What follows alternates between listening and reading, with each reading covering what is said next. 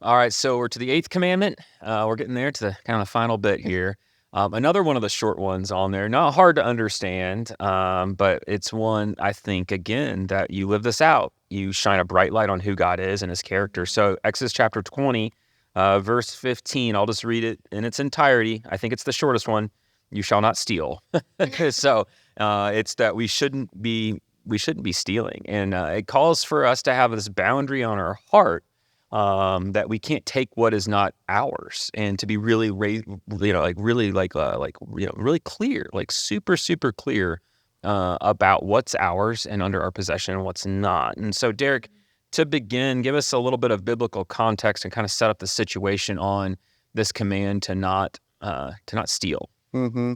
Yeah, I think it's one of the first things I think about. Like, you think about it across all cultures, you'd think this would be like a very high value, like universal. For most people, like universal, like don't take my stuff. And especially for like the Israelites, like, when you're living in such close quarters, like, man, like that's got to be like practically very important. That probably most people are like, you know what, like I can get on board with that one. But I think what it comes down to for me thinking about it is this idea again of honor and putting another before yourself. And much like with murder that we talked about a few studies ago, is like, again, like you don't want to take something from someone, especially when it's not yours, because that's not honoring them, that's not respecting them.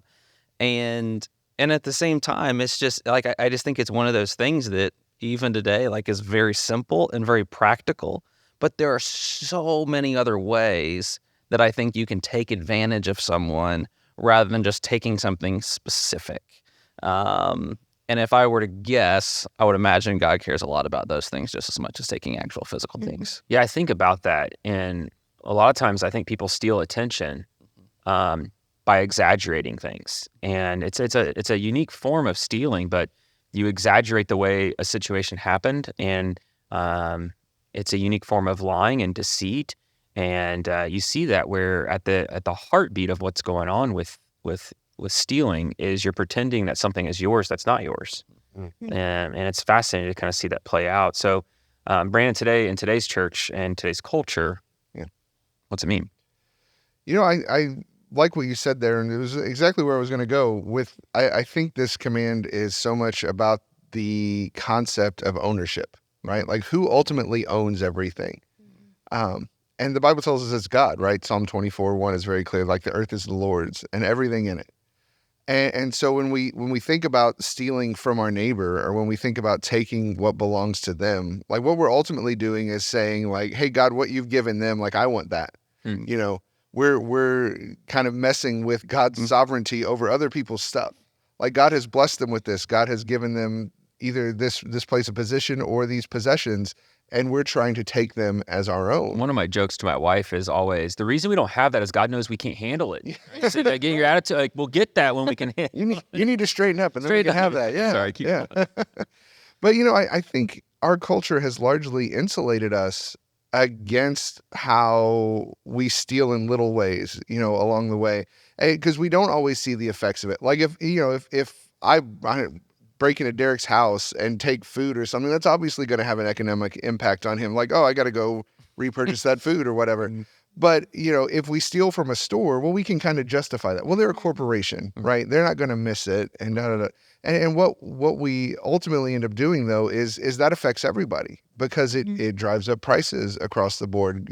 Companies try to cover for retail theft and something like that. The average annual retail theft is like in the tens of billions of dollars. And we're all ultimately paying for that. And it affects us even when we think it doesn't, because it's something that is kind of hidden in the fees of everything else we pay. Yeah, I think too, it's more tempting than we realize with the age of self-checkout. My wife was at the store recently. That's actually been years ago, but she watched a lady walk into a department store, pick up several things off the rack, and then sprint out. And stop her. And it's just fascinating. I think you face this personally every time you're at the self-checkout. Yeah. I had a time recently where I was at a hardware store, one of the big ones, and I was picking up items that didn't have the SKU number on it, and I had to pay for several of them. And the employee entered in the wrong one because I bought the more expensive, it was seals for my door.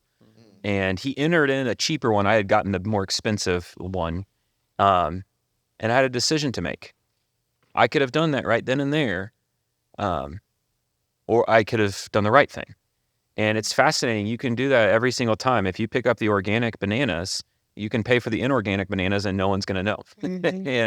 And it's a fascinating thing on what those things add up to do to us. So when you think about how this plays out personally, have you ever paid for the inorganic bananas instead of, because I know you buy the organic ones. No, I actually buy inorganic, so thank you for that. But no, I loved what Brandon was talking about, how it affects other people, because it reminds me, I don't know where I heard this, but you never sin in a vacuum. Like your sin always affects others. And so I'm thinking, okay, I might not be deliberately stealing from you, but am I like cutting corners? Am I being honest with my work time? Like things like that. Like what am I doing that it's actually affecting or taking advantage of others, even when I don't actually see the effects of that? Like your corporation example, I think was great.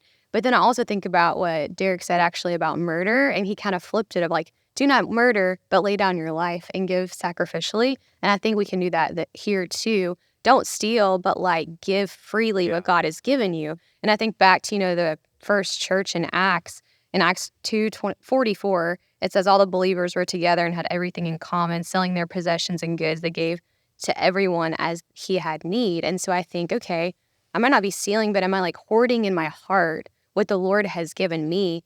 And in effect, actually stealing that from someone else. Like if the Lord's calling me to give something and I'm hoarding that, that's technically still stealing because I'm not giving what he's freely given me. And so I really think about that. Like, am I giving freely? Am I being generous and sacrificial in that way? Yeah, it's interesting because it's almost like we're called to live the opposite. And to view ourselves or our stuff through a lens that it's all for God. And it's all a tool for God. And, one of the worst forms of that when you don't live that out is stealing, right? Is you view all things are mine, even your things can become my things.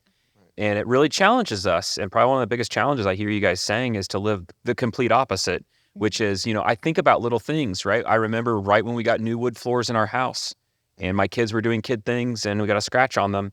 And I had to pause and go, wait, hold on a second. This house is to raise my kids. This kid did nothing wrong.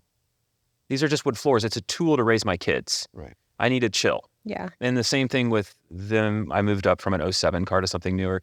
And the back seat is for them to go to school. It's not to be a museum. And so I think we need to understand that everything God gives us is to accomplish his purpose and not for something for ourselves. And I love that because this do not steal command helps our hearts reflect God and show the world that stuff is not our God.